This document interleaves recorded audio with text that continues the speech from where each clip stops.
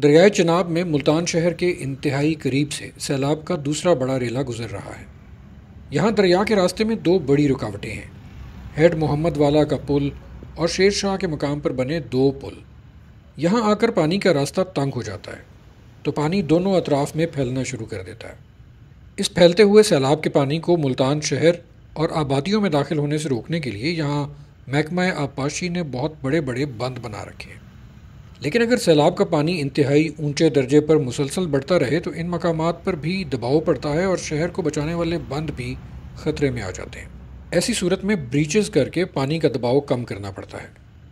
मुल्तान के जो इलाके ज़ेरे आब आए हैं वहाँ लोगों की एक शिकायत ये भी है कि हुकूमत ने ब्रीचेस करने में ताख़ीर की है, जिसकी वजह से उनका नुकसान ज़्यादा हुआ है। इसका जवाब हमने महकमा आबपाशी पंजाब से जानने की कोशिश की है। पहले हमें ये तो बताइए कि ये ब्रीचेस जो होते हैं ये क्या आते हैं, क्यों करते हैं आप, ये इसकी वजह क्या होती है? अब से ये जो ब्रीचेज़ होते हैं ये बेसिकली हम करते हैं प्राइमरीली दो मेन वजह से। एक तो जो इंफ्रास्ट्रक्चर है, जिससे हमारा कोई बैराज हो या कोई भी ब्रिज हो, उसकी सेफ्टी को हम देखते हैं, और दूसरा जो हमारी एम्बैंकमेंट्स हैं जो कि बेसिकली लोगों को, शहरों को प्रोटेक्ट कर रही हैं, उनको देखते हैं।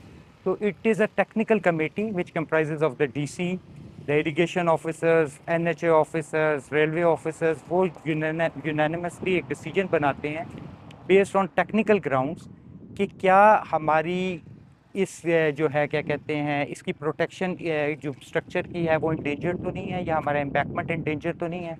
और अगर वो फील करते हैं जो इंडेंजर्ड है तो वो then they carry out the breach, ताकि जो हमारा फ्लड वाटर है वो ब्रिज से या बराज से और इस रिलीफ कट में से निकल जाए। तो जब आप वो ब्रीच करते हैं तो वो पानी भी ज़ाहिर है कहीं जाता है, तो क्या वो पानी जाकर आबादियों को डुबो देता है? वो आप पॉइंट कैसे सेलेक्ट करते हैं कि हम यहाँ से ब्रीच करेंगे ताकि जब ये पानी जाए तो नुकसान ना हो ज़्यादा? उसके लिए क्या आपने पहले से मार्क किया होता है, आपको पता होता है? How does that work?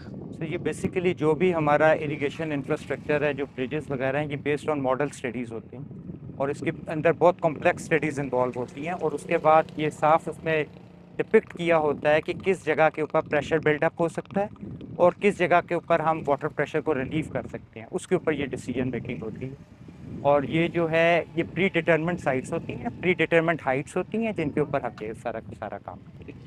Right. और किस तरह उड़ाते कैसे हैं आपको, वो कैसे होता है? सर ये चूँकि कंपैक्टेड एरिया है तो इसके अंदर लाइनर्स लगे होते हैं। लाइनर्स के अंदर हम एक्सप्लोसिव्स लगाते हैं, और एक्सप्लोसिव्स को जो है जब एक्सप्लोजन हो जाता है तो उसके बाद हम एक्सकेवेटर्स वगैरह के थ्रू वाटर का वे दे देते हैं, ताकि जो प्रेशर है वो रिड्यूस हो जाए हमारी एम्बैंकमेंट से या ब्रिजेस से या हेडवर्क्स। एक जो चीज़ बहुत रिकरिंग हमने सुनी यहाँ पे बहुत से लोगों से, हम यहाँ पे जब फ्लड को कवर कर रहे थे, तो वो ये थी कि जी हुकूमत ने ब्रीचेस जानबूझ के नहीं किए ताकि वो अपने एसेट्स को बचा सकें, और पानी ने हमें डुबो दिया। इस मरतबा बहुत ज़्यादा पानी आया, यहाँ तक कि सन 2014 में इससे भी कम था, तो इन्होंने फौरी तौर पर यानी कि इसको कवर किया था, शेर शाह वाला बांध तोड़ दिया था। इस मरतबा इन्होंने अंतहा कर दिया हमारे मरने की, हमारे डूबने की। इस दफ़ा बंद नहीं तोड़े? नहीं तोड़ा, इंतजामिया ने कोई बांध नहीं टूटा, हमारी तबाही हो गई है सबकी। अगर बंद तोड़ते उससे क्या होना था? अगर जैसे सैलाब आता है, पानी आता है, उसको फौरी रास्ता मुहैया किया जाए। बंद लगे हुए हैं, ये ज़ख़ीरा हो जाता है। वैसे अगर रास्ता दिया तो हमारा 25% नुकसान होगा, ये बंद की वजह से हमारा 100% नुकसान होता है। देखिए, नो डाउट कि वो फ्लड एरिया है, लेकिन क्योंकि आगे वो बाईपास की वजह से रुकावट तो है ना, वो सारा बाईपास फ्लड एरिया के अंदर ही है। वो आगे जैसे कोई दीवार होती है, वो दीवार बनी हुई है जो हेड मोहम्मद वाला, जो हेड मोहम्मद वाला है। तो उस वजह से यहाँ पे अगर आप डाउन स्ट्रीम पे जाएं, बाईपास से डाउन स्ट्रीम पे, वहाँ पे लेवल डाउन होता है पानी का। यहाँ पे मल्टीपल डबल होता है, उससे डबल यहाँ पे होता है, क्योंकि यहाँ पे रुकावट है।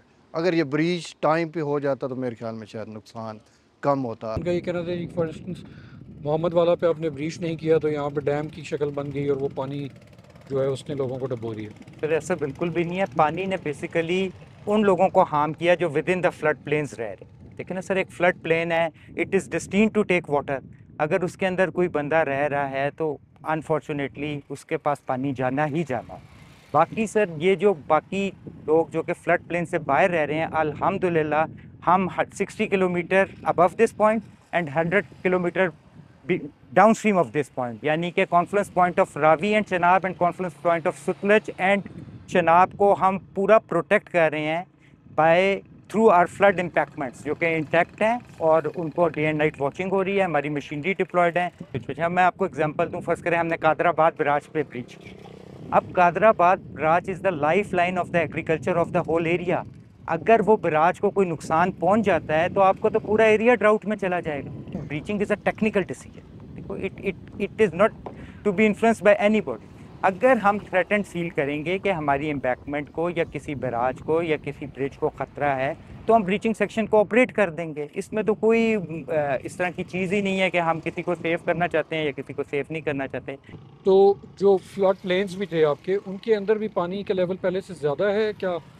ज़्यादा पानी वहाँ पर आया है, इस वजह से वो इलाके ज़्यादा डूबे हैं, या आपको ब्रीचेस करने पड़े और उस वजह से पानी इन इलाकों में चला गया? सर, जो इस दफ़ा फ्लड चूँकि अनप्रेसिडेंटेड था और सारे रिवर्स में साथ था, इसलिए जो कॉन्फ्लुएंस पॉइंट्स थे वो बहुत ज़्यादा अफेक्ट हुए। जैसा मैंने आपको बताया, कुंड सरगाना है या जलालपुर पीर वाला है, इस तरह ऊपर भी हैं।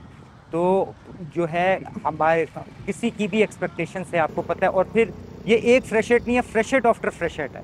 सो it is a very unique and very challenging situation through which the department is going right now.